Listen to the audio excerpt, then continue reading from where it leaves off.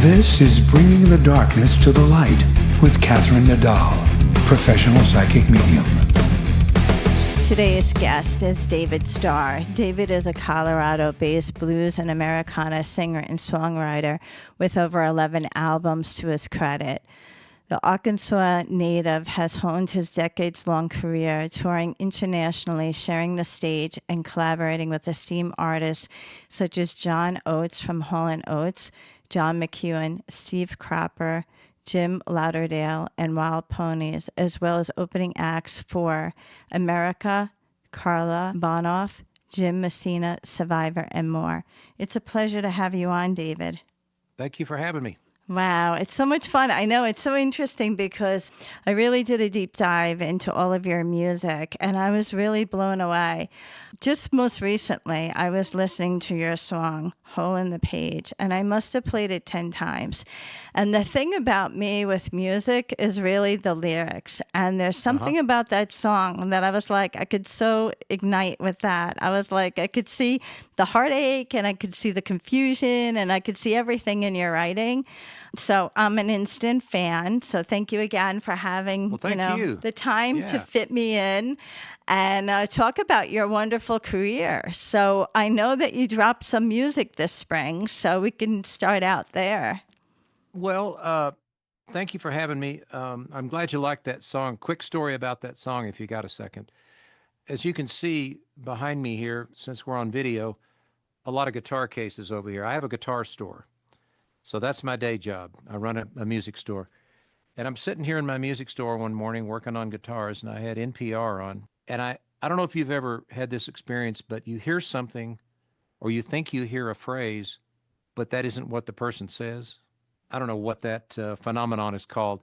At any rate, I heard this guy on the radio say, hole in the page. And I went back and looked at the story. I don't even know what he said, but that's what my brain heard.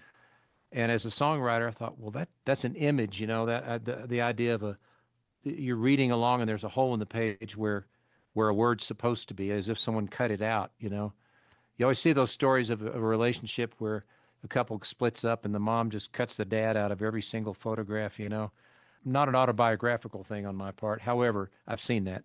At any rate, that phrase came to me, and that set me on the path to writing that song. So I'm glad you like it.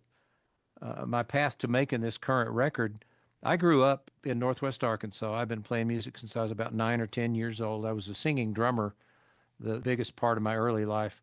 Grew up playing blues, grew up playing rhythm and blues and funk and soul. I played in bar bands and frat parties and anywhere we could play. And so all that stuff is sort of ingrained, is sort of in my DNA, I guess. And over these last few years, I've done records that I think would fall into the Americana category, which is the music business's term for everything that doesn't fit somewhere else. And I'm perfectly fine with that because it's sort of an amalgam of everything. But I'd never sort of intentionally said, I'm going to do an album that's really more blues-based, more blues-infused, if you will. So that's what the new album is about. And it's been finished for quite a while. But we were able to connect with Cordo Valley Records, and they were interested in releasing it. So it took a little while to get it out, but once it came out, I was real pleased with it. Well, it's very impressive. And I really love that, how you talk about hearing something and then you went back and checked it. That happens sometimes in conversations with people. I learned that very quickly in Iraq. I was like, no, I can't say yes until I know exactly what someone has asked me. You got to be careful. You're not nodding yes. You got to be still and wait because you don't know for sure. Exactly. Yeah. And I live in a small town in Colorado called Cedar Edge, and I know everybody here and everybody knows me because it's that kind of town.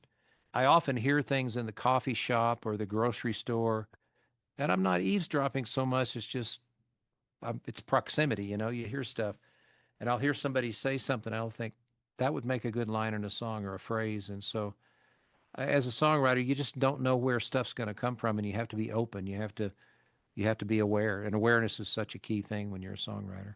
Yes, yeah. Well, I loved your analogy of how cutting out a head from a photo, it's a dramatic image, But, a lot of these songs that are written come from inspiration, and it's not always love and flowers, A lot of No. times, passion or anger or a lot of like running emotions, are based on real life experiences. Sure. So I really have to give you credit with that one because that one really blew me away. I was like, wow, it's pretty incredible. And I know you have another one we were discussing before the show started, but it's called Bringing It Back. Did you Uh-huh. want to talk a little bit about that? Well, one of the guys that influenced me early on in my journey was J.J. Cale because his writing and his style and everything about him was so almost minimalist. And Eric Clapton's done a lot of J.J. Cale songs. They were very close friends. And that particular song, I'd never heard it until probably 1981. And I was living in Aspen, Colorado, and I got hired to play in a guy's band. He literally turned it around in one night and said, "Bringing it back." And I went, "Okay." And he started playing the guitar lick, and I was the drummer at the time. I just started playing along, and for years and years and years, I loved that song. And it was such a, I don't know, it was just, I love a shuffle, a good blues shuffle anyway. We'd recorded, pretty much finished bringing it back. And as we've talked about, I worked with John Oates a little bit in the past, and I called him and I said, "Would you come over here and sing on this?" So he was kind enough to step in and sing kind of a high part. So if you hear a harmony part on that song, that's John. Wow, that's so interesting. What is it like working with John? John is one of the nicest individuals I've ever met, and he's almost like a musical encyclopedia. For all the success that he had in the Hall and Oates years, his roots are really in the folk world back in the 60s with Mississippi John Hurt and the Newport Folk Festival and all that stuff that was, he's a little older than me, not a lot, but a little. And he was into that stuff long before he was into the to pop world, which is where Hall and Oates ended up. But really, really generous with his time. He's a very good arranger. A lot of the stuff we've written together, I had almost finished, and he took it and said, "Not quite done. Let me take it and kind of fine tune it." And that's how we've worked in the past. And I couldn't ask for more as somebody who's every time I've asked for help, he's been there, and he's a great guy. Wow, that's so interesting. Now, I've never had the chance of meeting him, but I've heard several interviews of how Hall & Oates lyrics came about, throughout the years. And there's one story about how they were at like a dinner party and this woman kind of shows up and she's got this extraordinary personality and it actually became one of their hits. And they were like, we Right, have to write about this.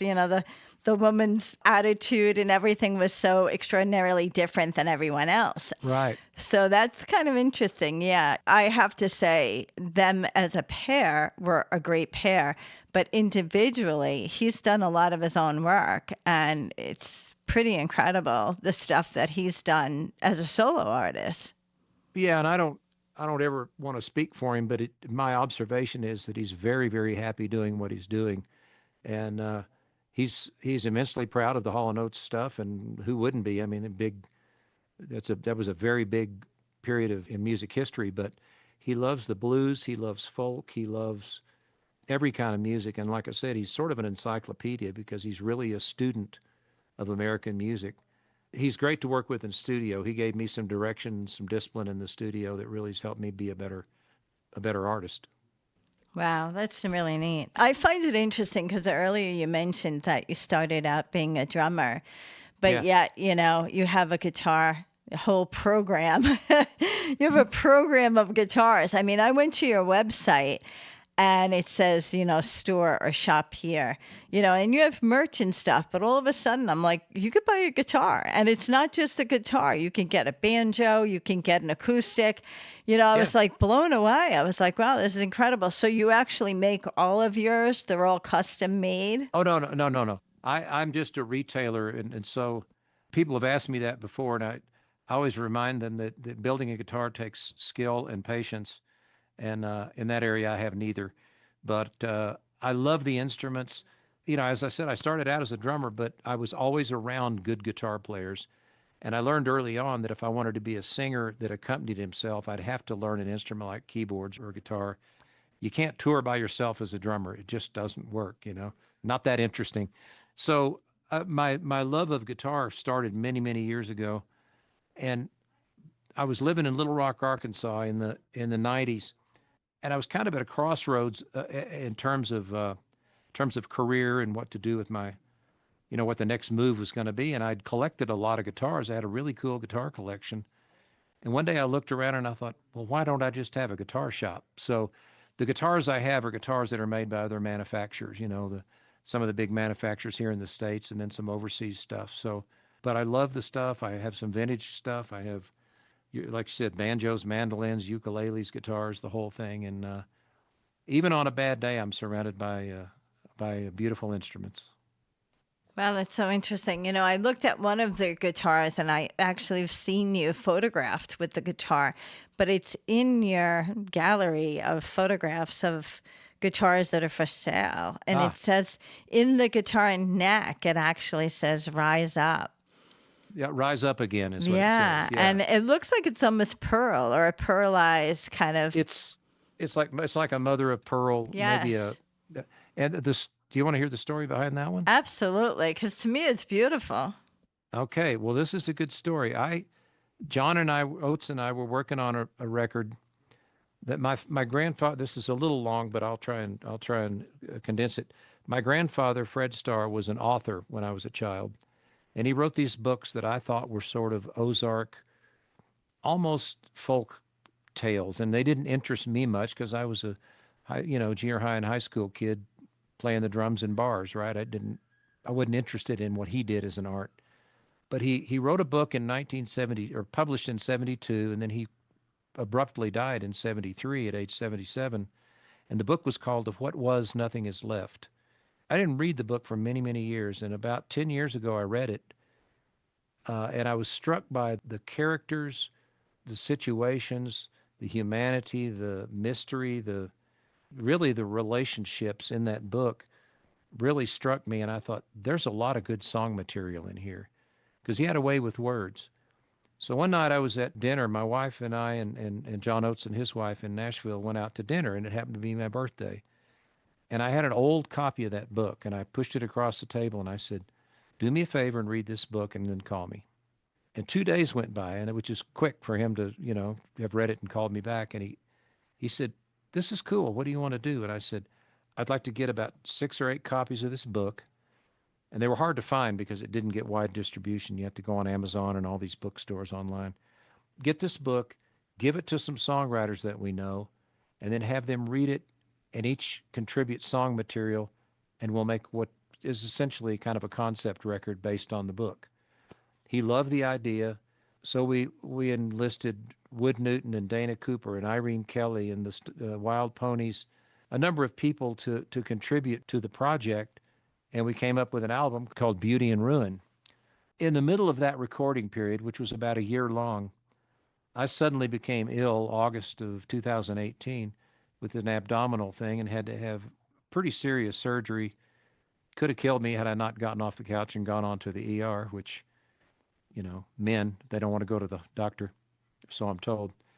At any rate, had this serious surgery, and I'm in the hospital about 8 or 9 days. And while I'm asleep in the hospital, probably under the influence of all the narcotics and whatnot, I had a very vivid dream that my father and grandfather came to me. And they spoke to me in this dream in their own different way, both, from the beyond, and basically to tell me it wasn't my time yet, which at that moment was was soothing to me, and it made me feel like I could get through that. And I woke up and I thought, I'm going to rise up again. I'm going to be okay. And it wasn't spiritual so much as it was just an affirmation that I was going to be okay. And to this day, that dream seems like it was very, very real. So anyway, I wrote this 90% of that song, Rise Up Again, off Beauty and Ruin, the record. And I sent it to Oates, and he said, I love this, but I don't think it's quite done. And I said, go for it. So he and I finished it together. And a few years later, I had some guitars built for Breedlove Guitar Company. I commissioned 10 of those guitars with that title on the fretboard. So long story, but that's how that came to be. I love that story. When I was looking at your merchandise gallery section there, where it says, you can buy items, Right. that book is listed there. So Right. so anyone can buy it now, and I'm really tempted. I find this. No, I'll send you one. Oh, You get a you get a complimentary copy. You need the album to go with it because if you read the book and listen to the album, while it's not a retelling of the book, you'll go, "Oh, that line came from that chapter," or we just pulled ideas, and so I would love for you to have one, but we can talk about that another wow, time. very nice. Thank you very much. Sure. It's interesting because, like you said, your grandfather passed shortly after the book was written. When you go back and look at the book now, and I wrote 2 books myself, because of the nature of my work, I literally had to change names and characters and make people slightly different because you Sure. really can't be telling psychic readings or medium readings to about real people without their permission. So some Right. of that was done, but in the family, anyone else that read that book, did they see that any of the characters in that book were they family members, or was this something that your granddad had just created from townspeople or just his thoughts? Interestingly, I asked my older brother one day about that. I said, "How much of this do you think really happened?" And he said, "All of it." And a good example in the book, there's a young man in the family a child who he knows that his father, the man who's raising him as father, is not really his father, but everyone's leading him to believe, everyone's lying to him about who he is, essentially. And he can tell that, he can feel that, there's enough empathy there to know that they're leading him along here. Anyway, he runs away to join the circus, which was a thing people did, back in the and my brother said, "You remember our dad did that." And I'd forgotten that, but when my dad was a kid, he ran away from my grandparents, and said he was going to run away with the circus that was coming through town. And so that's one example. But there are others in there that if I go back and think about my grandparents and their life, there was some infant mortality. My grandparents lost a couple of babies, children at very early ages, and grief plays a very, very big part in that book. It weighed heavy in their household. I could feel it when I was a kid. They tried real hard to outrun that, but I think in those days that happened a lot to people, and it's hard to put that behind you. And in the book there's an undercurrent of that grief. So I think it all happened so long ago none of us would know those people, but I have no doubt that some or all of it happened in some form. There are people that he knew that it happened to. Yeah, it's very intriguing. I find it interesting because it takes a lot to write a book. Yeah. So for him to be able to do that, and then the timing of his passing, it's really such an honor to bring the book back to life. And in a way, a double honor to have the paired with the album that makes the book come alive twice as Yeah. much. Well, and that's one of the things I wanted to make sure I did was to honor his memory in that way. And we reprinted the book, and we really didn't change anything in the book. It's sort of a post-Civil War tale it's set in southern Arkansas and kind of a place that'd be tough to grow crops and all that. It's just there was a lot against these people in the book. And my friend Irene Kelly, who helped me write a beautiful song called Laurel Creek that's in the book, she said, "I feel like it's a southern Wuthering Heights." And I said, "Well, he'd be pleased with that characterization. Anybody Wow. would like that." Yeah, Yeah. exactly. So, Wow, that is something. yeah. You said something also that I find interesting when you said that your medical event, and it's not just men. A lot of people are like, I have no time to be sick. I have no time to go to the emergency room. My life is so busy. But it's also the idea of fear, like what if they find something wrong? So I can see in life why people have that resistance. I'm glad that you went. But the idea and the concept of your dream, which may have been like an actual visitation from Well, your dad. that's Yeah. been suggested. Yeah, Yeah. I agree because you saw them together, but they're almost apart in their own way. And it's also interesting to me that the feeling that you got. So after the event happens, you actually felt like, okay, I actually had that. And that's the piece of it with visitation. And I speak with so many people that people actually walk away remembering it. And that's what makes it more of a visitation. To this day, how many years later, you can still recall it as if you just had it. I think it's interesting because when that happened, and you look back now and you said it was like 2018, even though you're looking at the calendar and you say it's 7 years ago, look how much work you've been able to accomplish just in music. Yeah. So it's like they were right. You're not done yet. You still have all this work to do. I have my own thoughts on that because I think some musicians are considered universe people, and they may be here for their family, but a majority of their work is really to help the universe. And in your work, it feels like a lot of the work that you do is really to remind people that they're human and that a lot of things that happen in life require healing. And I could see it in your lyrics, from listening to a few of your songs. It's really based on someone needing to get healed in life. Yeah. It's that rings very, very much true to me. One of the interesting details about that dream or that visitation, my grandfather was a man of words, obviously, because he wrote. He was an author, and that was his art, how he expressed himself. When he came to me, they were side by side in front of me, and he had this almost a hologram swirling around his head of just letters all jumbled up, as if he was trying to make sense of the letters. And he was speaking in poetry, and it says that in the song. And I don't know what he was saying. Could have been saying roses are red, violets are blue. It doesn't matter, but it sounded like poetry. And then my father was unable to speak because when he died of Alzheimer's, he got to the point where he couldn't make words. That was one of the manifestations of that disease. Now in the song we've changed that slightly. John changed that a little bit for reasons of the song. But in the dream, that's how it was. One was speaking, one was unable to, and I felt like that as well was significant. But you're not wrong. You're not wrong about the way I view my place on the planet. During that period of time, I was involved in the beginnings of what is now the Grand Mesa Arts and Events Center, which here in this small town is a visual and performing arts center that myself, my wife, and a bunch of people here in town got together and formed a nonprofit and have built this arts community, built out an arts center that is to bring music and art to children, adults, everybody in the area. A lot of people ask what my motivation and all that is, and it's just to leave it better than I found it. That's it for me.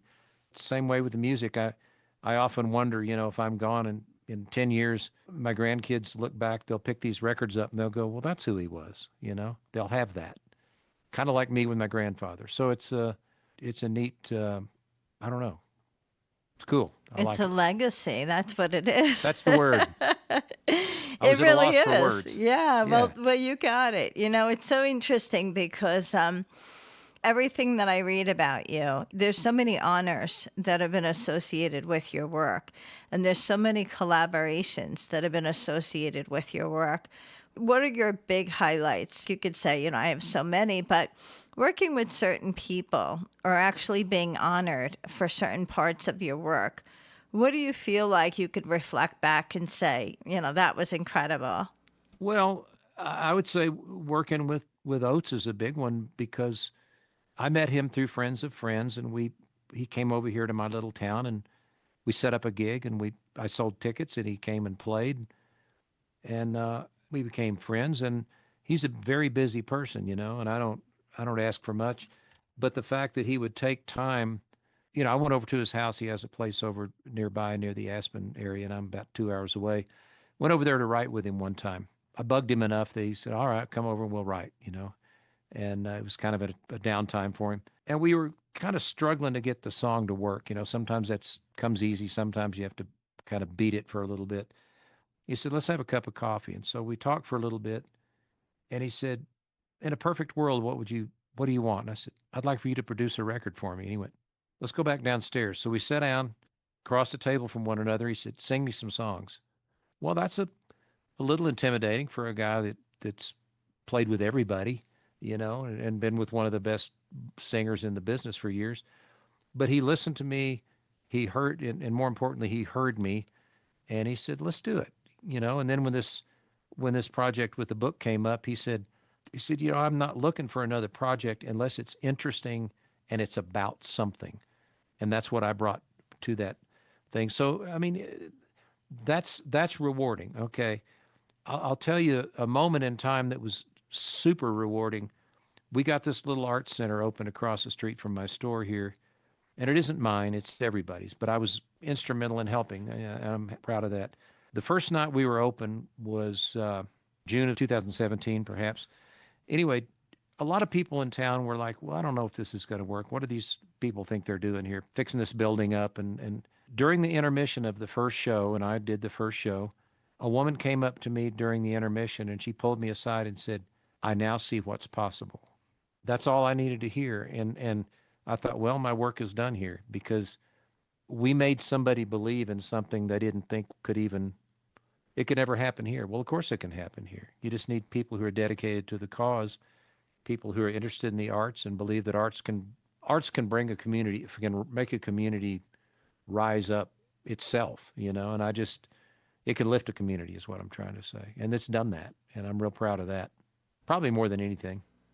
That's beautiful, though. I think it's interesting because you said that you're living in a small town.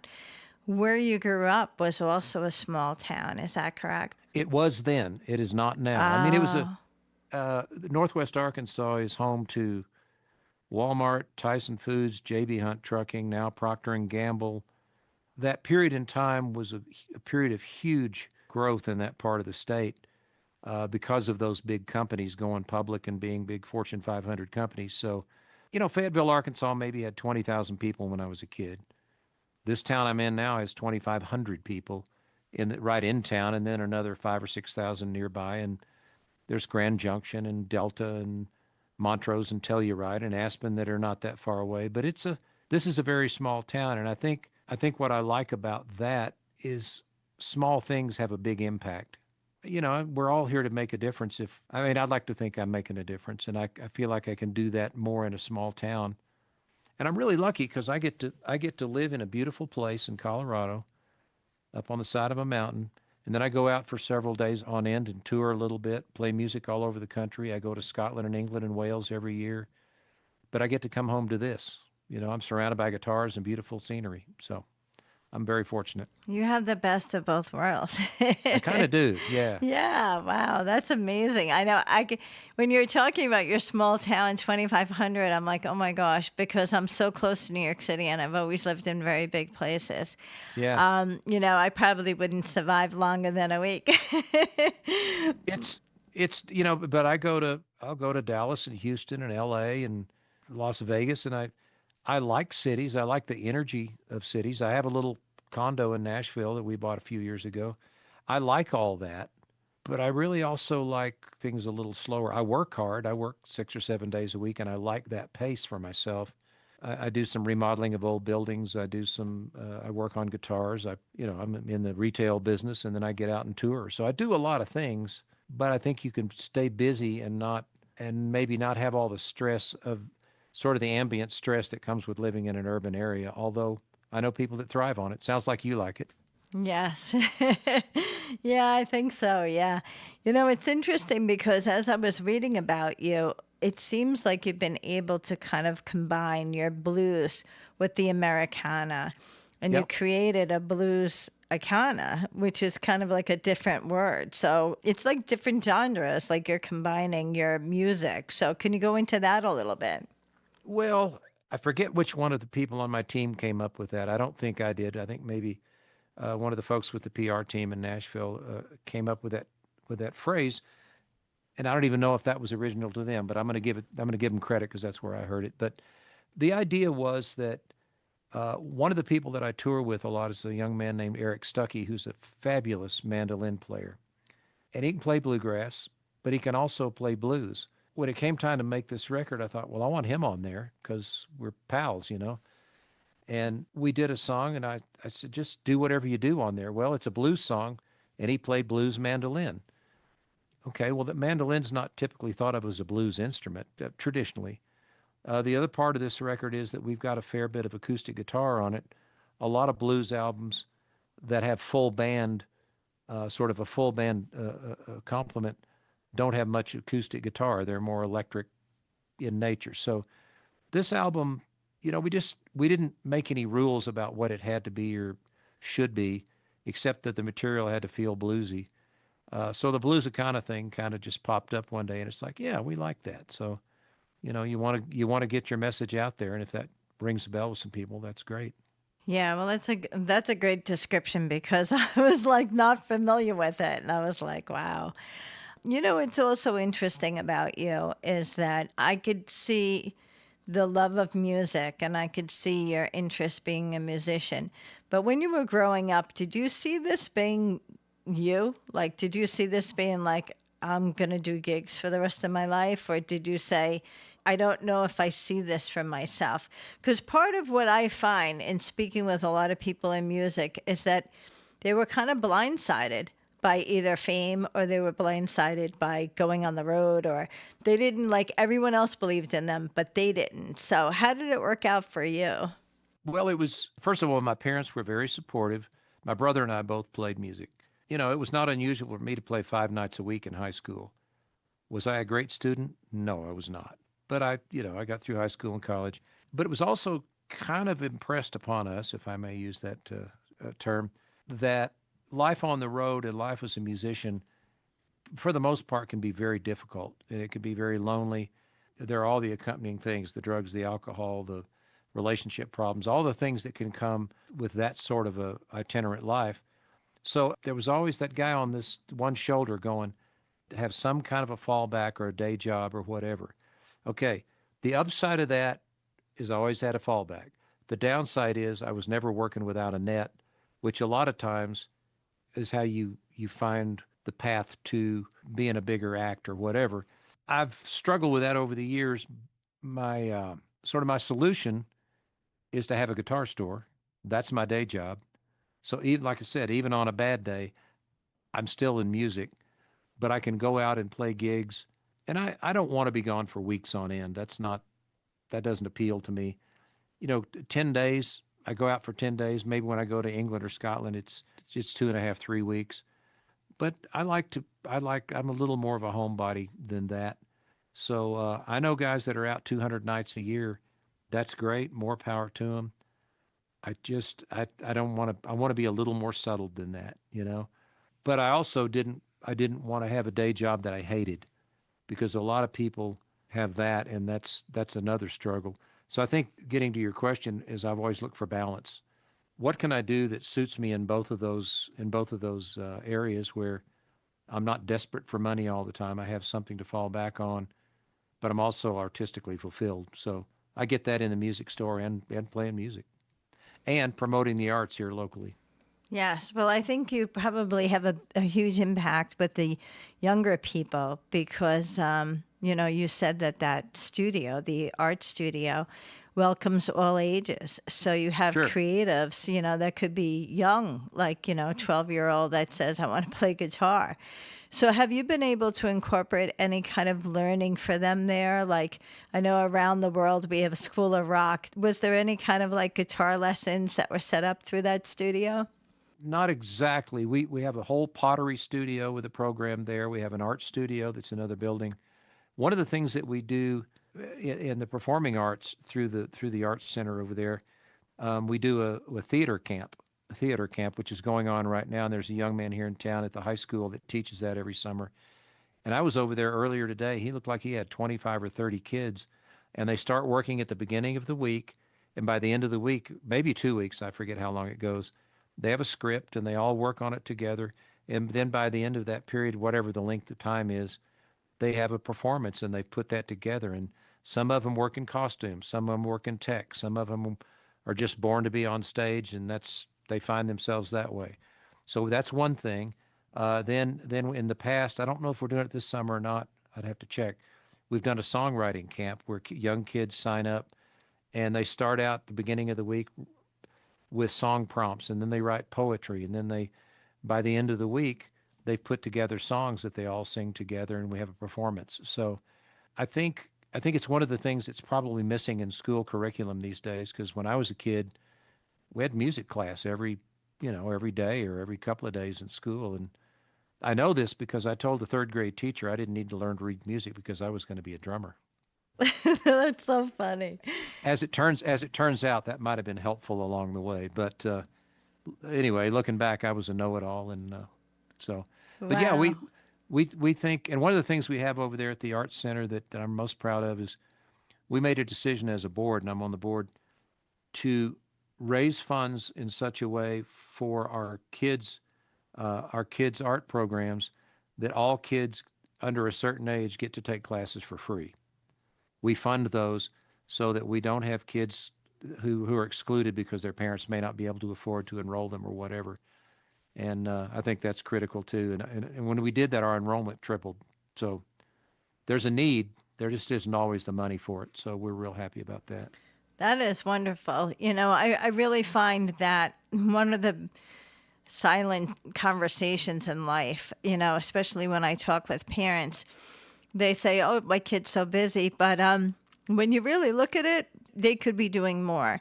And I think it comes down to financials because a lot of these sports require a lot of money, Yeah. uniform, equipment, all of this stuff, and then Travel. traveling Yeah. fees. Yeah, Yeah. exactly.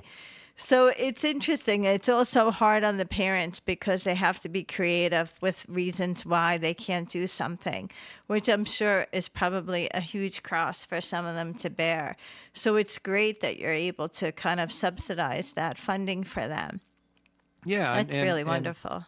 the county we live in, even though I talked about Telluride and Aspen, that ain't us. This is not a wealthy county. But what we've tried to do is, what we found was when we offered classes, the few scholarships we were able to offer went like that because there were a lot of people with kids that just they wanted to expose them to the arts, but they couldn't necessarily afford it. So we said, let's find a way to make it where everybody gets to come, everybody gets to participate, and then we'll just raise the money somehow to get it done. And we've done that. So it's cool. That's wonderful. I have to ask you a question that's come up in conversation the past couple of months, and I really struggle with it because some people are producing songs and they're not musicians because they're using AI. So, have you Ah, seen a lot of that? I've heard a lot of conversations with that, and I kind of get crazy over it because so many of my friends are songwriters and they have bands and they've produced albums, and I think of all the blood, sweat, and tears that they've gone through.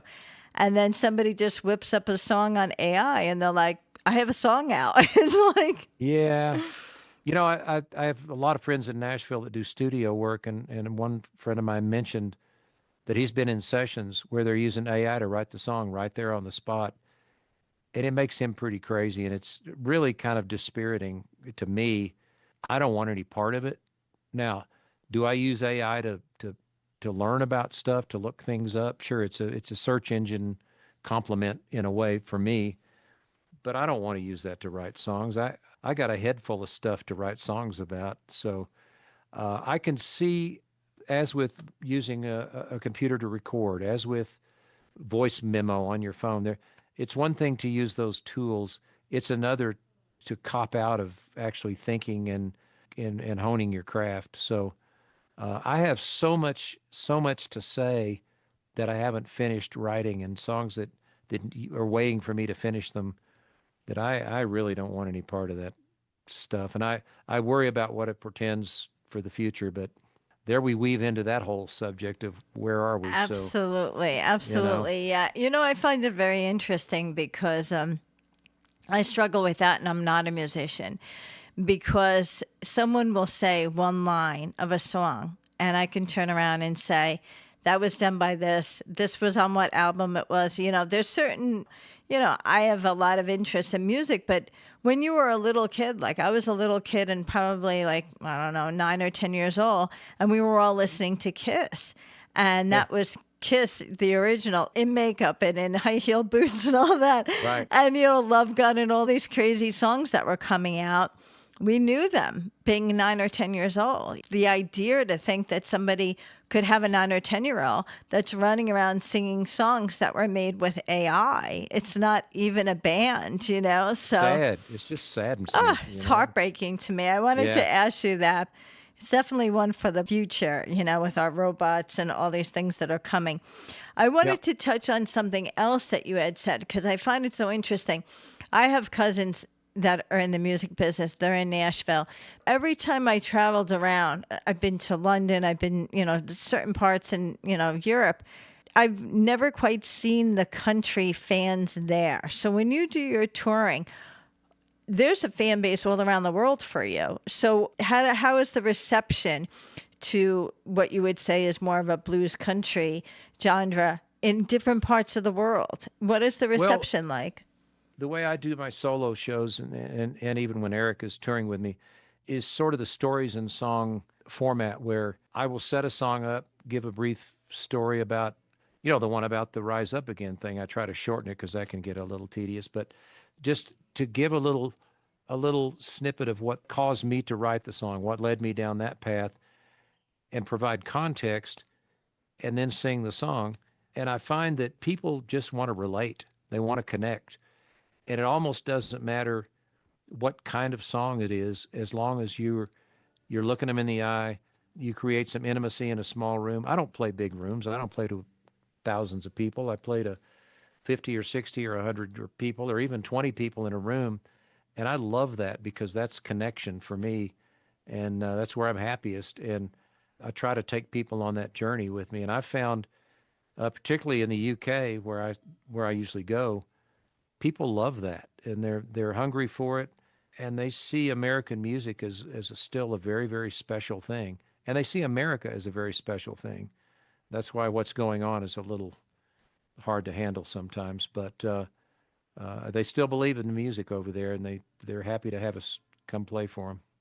Yes, you know it's so interesting. One of my friends is Dean Friedman, and he was a very big hit back in the early '70s, and he talks about it all the time that he sells out shows, Yeah, like overseas, completely sell out, and then he finds it harder here sometimes, you know. So yeah, it's what people need.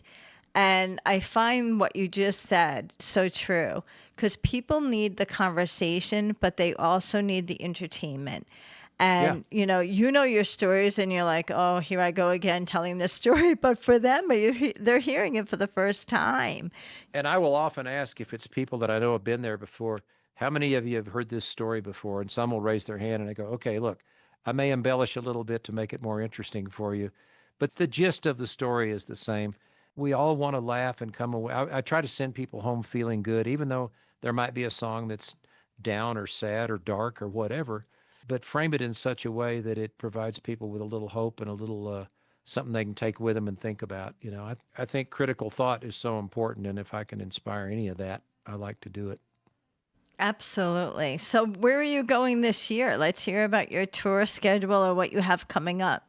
Well, I just played here locally. I'll play here locally again this weekend, down the road at a town called Delta, at a local Center for Spiritual Life, where they have an outdoor concert series. I'm going to do that. Then I go to Red Lodge, Montana next week. There's a songwriter festival up there that I did last year, and I'll do it again this year.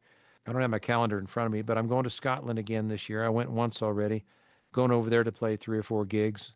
There's a festival out near Inverness that I've been asked to play, and I tried to play it 2 years ago, and there was a traffic accident on the highway, and I was 3 hours late and missed the whole thing because traffic got stopped. And so, gonna try again. And then I'm going to Arkansas, going to back to Montana again. So California in the fall. So this year's a little lighter schedule because I bought an old building that I'm remodeling, and I didn't want to be too far from home while that was going on. But knock on wood, that'll be done next week. So I'm freed up from It that. sounds But it sounds exciting. I know. So where yeah, can people go to check out David Starr and all of his music? If you could well, it's plug. basically I made it easy. It's just davidstarmusic.com, and then on Instagram and Facebook, it's just David Starr Music, and that's the best way to keep up with me. And I'm happy to have you follow or like or friend me or whatever. I think it's all about human connection. Very good. Well, it has been a pleasure to have you on. We're going to roll out Likewise. with your original song, Hole in the Page. Thank you again, David. Thank you.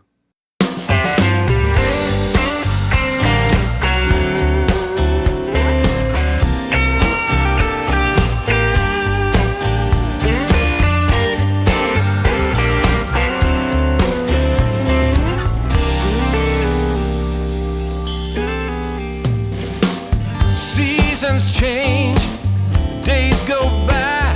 Some are good ones, some are bad ones since you left me high and dry. Friends move on, their bridges built to burn. New lines on my face for every lesson that I've learned. Well, I understand that, baby. It's just the way our story reads. Yeah. But there's a hole in the page where your name used to be. I was so sure we'd write that book of love, all poetry and lullabies and blue skies up above.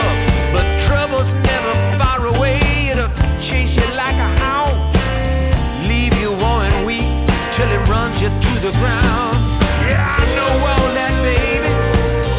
It's just the way our story reads. But there's a hole in the page where your name used to be.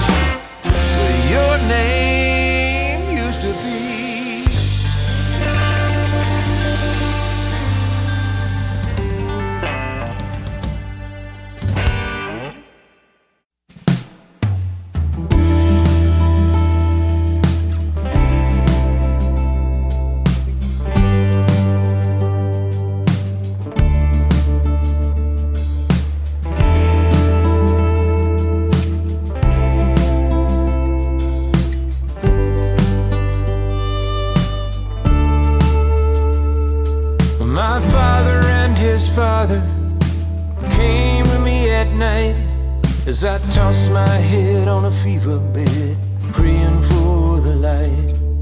The elder spoke in poetry, words dancing round his head. Then the younger said, you see, I was cut down when I was running at full speed, thinking everything I wanted was everything I'd need. Betting I was faster than any wicked wind that blew my way. You will rise up, you will go on.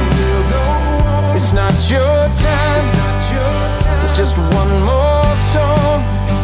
Though we're like leaves scattered to the wind, you will rise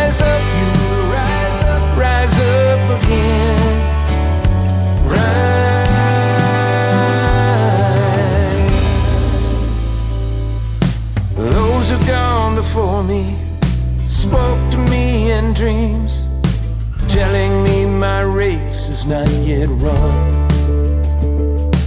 Their faces lost to history, circumstance and mystery, fading names and places gone to time. For those who were cut down, running at full speed, believing that their destiny was all they'll ever need, betting they were faster than any wicked wind that blew their way. You will rise up, you will go on. It's not your time, it's just one more storm. Though we're like leaves scattered to the wind, you will rise up again. Rise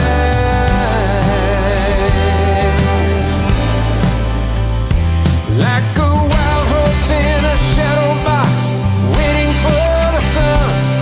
I'll dream till my day comes around, and this crooked world won't beat me till I'm truly done. I'm not ready for the burying ground. You will rise up, you will go on. It's not your time, it's just one more storm. We are like leaves scattered to the wind.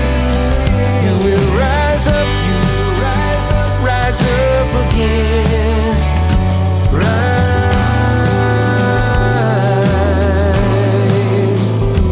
up again.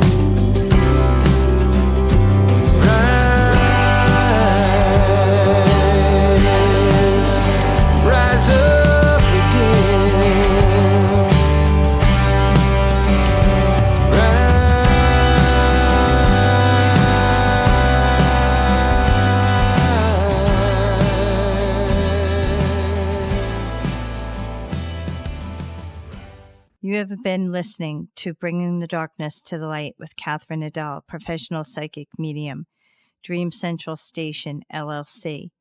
My audio editor is Al Hemberger at the Loft Recording Studios in Bronxville, New York. This is WNEW 102.7 FM radio.